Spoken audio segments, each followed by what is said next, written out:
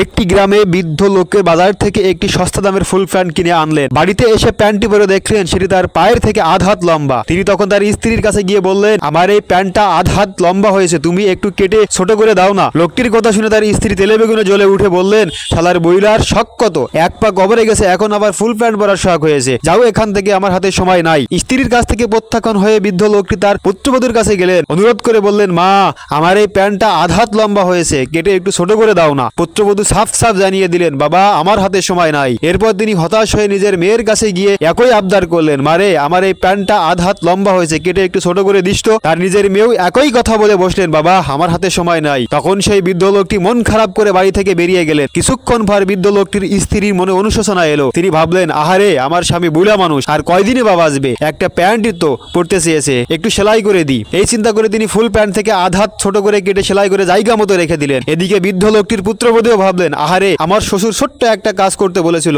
না করলে কেমন দেখায়, যাই আমি প্যান্টটা কেটে একটু ছোট করে রেখে দিই। অন্যদিকে বৃদ্ধ লোকটির মেয়ে একই চিন্তা হলো, আমার আব্বা প্যান্ট কাটতে বলেছেন, আমি যদি না কাটি সেটি অন্যায় হবে, এটা কি ঠিক হবে, যাই প্যান্টটাকে কেটে একটু ছোট করে রেখে দিই। তিনি প্যান্টটা কেটে ছোট করে রেখে দিলেন। এভাবে পরিবারের এই তিনজন মহিলা নিজের অজান্তেই এই ফুল প্যান্টটাকে নির্যাতন করতে করতে 1.5 হাত ছোট করে ফেললেন। একসময় সেই বৃদ্ধ লোকটি বাড়িতে ফিরে এসে তার শখের ফুল প্যান্টটি পরতে গিয়ে দেখলেন যে প্যান্টটি হাফ প্যান্ট হয়ে গেছে। তিনি চিৎকার করে বললেন, আহারে সর্বনাশ, আমার ফুল প্যান্টটা রেখে হাফ প্যান্ট বানাই ছাড়ছে। বন্ধুরা, তোমরা যদি এই ছবিটি ভালোবাসো তাহলে চ্যানেলটি অবশ্যই সাবস্ক্রাইব করো।